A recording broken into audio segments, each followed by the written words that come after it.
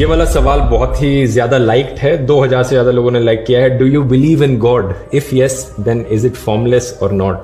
Do you believe in any religion? اس کا جواب بھی بڑا سیدھا ہے, نہیں. میری رائے میں جتنا بھی کچھ میں نے سیکھا ہے دنیا کے بارے میں, ہماری پلانٹ کی ہسٹری کے بارے میں, ایولیوشن کے بارے میں, یہ ساری چیزوں کو سمجھ کر میں نے جو انڈرسٹینڈنگ ڈیولپ کری ہے, میری رائے میں کوئی بھگوان, کوئی اللہ, کوئی گاڈ ایگزسٹ نہیں کرتا.